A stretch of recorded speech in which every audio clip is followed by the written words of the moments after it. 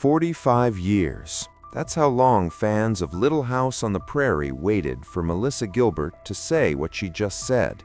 And when she finally opened up, it wasn't the romantic confession anyone was hoping for. It wasn't a secret love story finally confirmed. It was something far more uncomfortable. The truth that the girl everyone thought they knew never really existed. Not Laura Ingalls, not the sweet prairie romance, not even the Hollywood starlet who came after. Melissa Gilbert has spent the better part of her life performing versions of herself that other people wrote for her. And what she just revealed about Dean Butler is only one piece of a much bigger picture that fans have been looking at wrong this whole time. The show premiered in 1974, and from its very first episode, it offered something television rarely delivers cleanly: comfort. Little House on the Prairie gave audiences a world where hardship had meaning, where families stuck together through drought and disease and loss, and where love looked simple and earned. The Ingalls family didn't have much. What they had was each other, and at the center of it all was Laura, wide-eyed, fierce, and bursting with more feeling than she knew what to do with. Played by a 9-year-old Melissa Gilbert, that character became one of the most beloved in American television history. People didn't just watch Laura grow up, they grew up alongside her. Every season felt personal. Every milestone felt shared. When Dean Butler arrived in the series as Almanzo Wilder, something shifted in the fan base. He was older, steadier, with the kind of quiet strength that made Laura's eventual feelings for him feel inevitable. Their courtship was slow-burning and sincere, and by the time the wedding episode aired, millions of viewers felt like they were watching something real. The question that started circulating almost immediately, were Melissa and Dean actually in love off-camera, became one of the longest-running rumors in TV history. Neither of them confirmed it, neither denied it, and that silence fed decades of speculation. But Melissa was born on May 8, 1964, in Los Angeles. She was placed for adoption the same day she entered the world, and within 24 hours she had a new family: comedian and actor Paul Gilbert and his wife Barbara Crane, a dancer and actress herself. Hollywood wasn't a distant dream for Melissa the way it is for most children who end up in the industry. It was just the world around her. Normal life included auditions, sets, and cameras. She was doing commercials before she turned 8. By the time she walked into the audition for Little House, she had already been shaped into a professional. What nobody talked about much at the time, and what Melissa has been more candid about in recent years, is that she never really chose any of it. She was a child. The adults around her made decisions, and she performed them. That pattern, established before she was 10 years old, would quietly define the next 40 years of her life. The role itself came down to one crucial moment: her screen test with Michael Landon, who not only starred in the series as Charles Ingalls, but produced it. Landon saw something in her that went beyond technical skill. He saw a child who could carry emotional weight without overplaying it. He cast her, and in doing so became one of the most important figures in her life. What developed between them off-screen was something Melissa has described as the closest thing to a real father-daughter bond she ever experienced. Her adoptive parents eventually divorced. Her relationship with her biological father was limited. Michael Landon filled that space, inviting her into his family life, including her in gatherings with his children, being available when she needed guidance. The set of Little House wasn't just her workplace, it was her emotional home base. That created a dynamic that very few people understood at the time. Melissa's sense of safety, her sense of belonging, was structurally tied to that show, to that set, to that role, which meant that as long as the cameras were rolling, she had somewhere to belong. The complications came later. When Dean Butler joined the cast, Melissa was 15. Dean was 23. The show's writers had decided it was time for Laura to fall in love, and the casting of Butler was meant to bring that storyline to life in a way that felt earned and believable. What the writers didn't account for, or perhaps simply didn't concern themselves with, was what it felt like to be a 15-year-old girl who had never had a real boyfriend, suddenly expected to perform romantic chemistry with a grown man on national television every week in front of millions of people. Melissa addressed this directly in her memoir, Prairie Tale, and the honesty of it is striking. She described feeling like a little girl pretending to be a woman. She looked like a boy, she wrote. She was built like a boy. She was still figuring out who she was, and the show was demanding she portray something she hadn't lived yet. The very first on-screen kiss between Laura and Almanzo, the moment fans had been waiting for, was terrifying for her. There was no rehearsal for the emotional reality of it. There was a script, a director, and a camera, and she delivered. What makes this even more layered is the detail she revealed about where her real feelings were directed at the time. It wasn't Dean. It was Rob Lowe, the teen heartthrob she would later date seriously off-screen. Dean, she clarified, was more like a big brother, someone calm and kind and steady in a professional environment that could have easily been uncomfortable for a teenager. He never crossed a line. He was patient, respectful, and treated her like a person rather than a prop. She has consistently expressed gratitude for that, but gratitude is a long way from romance. The love story audiences believed in so deeply, the longing looks, the slow courtship, the wedding, was the product of two skilled professionals doing their jobs well. Dean acknowledged this in his own interviews and in his book, Prairie Man. He knew the age gap made the situation delicate. He was aware of the pressure the network and the fans placed on them to make the relationship look natural, and he took that responsibility seriously. What they created together was genuine in its craft. It just wasn't personal in the way fans imagined. There's something worth sitting with there.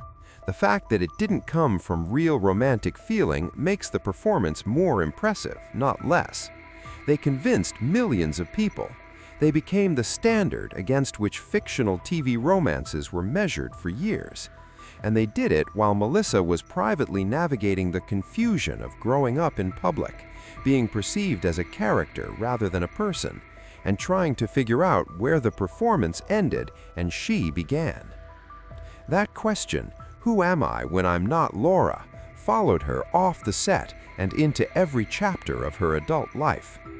When Little House ended, the anchor it had provided disappeared with it. Michael Landon's presence on her life's periphery continued, but the daily structure of the set, the identity of the role, the family feeling of the crew, all of it was gone.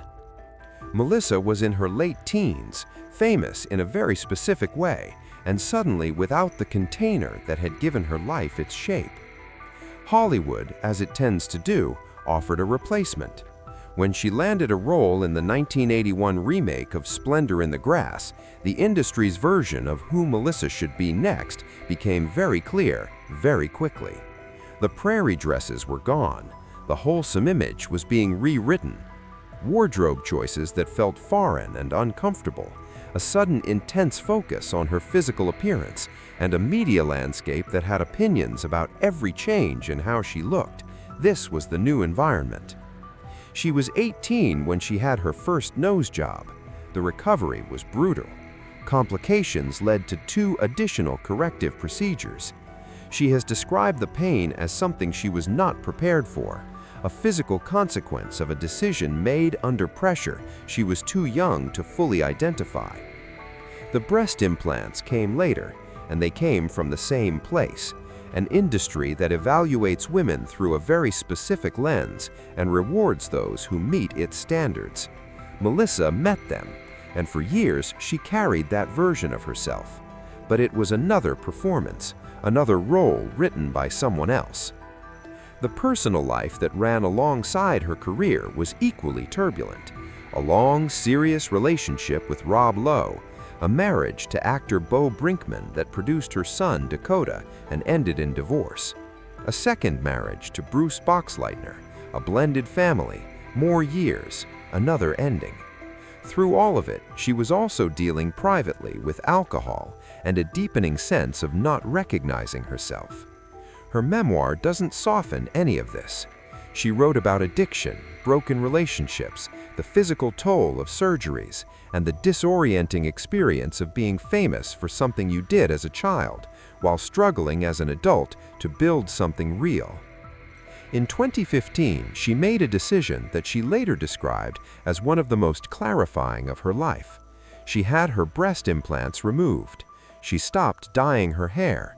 She stepped back from the cosmetic upkeep that had become part of her professional maintenance and let her actual face be her face.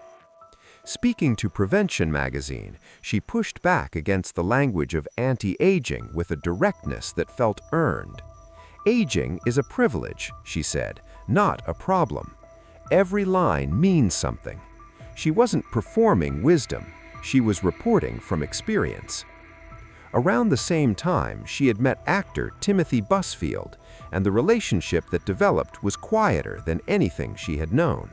They married, relocated to the Catskills, and built a life that looked nothing like the one the entertainment industry had mapped out for her.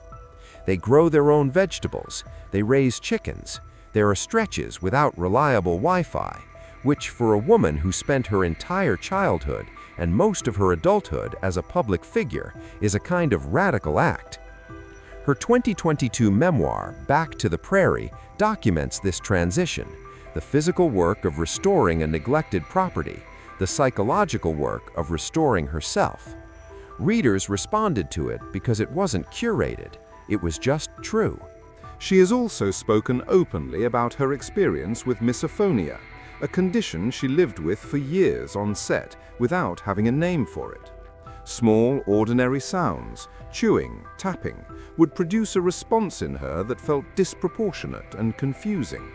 She managed it in silence for years before the condition was formally recognized and she could finally attach language to what she had been experiencing. When Melissa and Dean reunited on television for her 50th birthday special in 2014, the dynamic between them was warm and easy. They laughed about old times, spoke with genuine affection about the work they had done together, and moved through the reunion with the comfort of two people who share a specific, irreplaceable history. There was no romantic tension because there was never meant to be. What they had built over those years on set was something rarer than romance, a real friendship formed under unusual pressure, sustained across decades without the noise of public expectation pulling it apart. Melissa has said that Dean was a constant during a very confusing time. That's not the quote fans wanted, but it might be the most honest thing said about that entire era. He was consistent, he was safe, he was professional. In a life that had very little control in it, that meant something. The real revelation that Melissa Gilbert has delivered across her memoirs, her interviews, her public reinvention isn't about Dean Butler at all. It's about the machinery that turns children into characters and then expects them to stay that way forever. Melissa was handed a role before she could consent to it, shaped by an industry before she had a sense of self to protect, and then held accountable by millions of fans to an image she had outgrown by the time she was 20. The silence she maintained for so long wasn't about hiding a romance, it was about surviving inside a story that was never entirely hers. What she's doing now, speaking plainly, living quietly, refusing to perform a version of herself designed for someone else's comfort, is the most significant thing she has ever done. Not because it's dramatic, because it isn't. The girl who ran through wheat fields and convinced a generation that love was simple and good has turned out to be something more interesting than any character she ever played. She is someone who went through the full weight of what Hollywood asks of women, the image management, the cosmetic pressure, the identity erasure, and came out the other side choosing realness over recognition. That's what she finally revealed, Not a secret romance, not a scandal, just the truth of what it actually cost to be America's sweetheart for 45 years, and what it felt like when she finally decided to stop.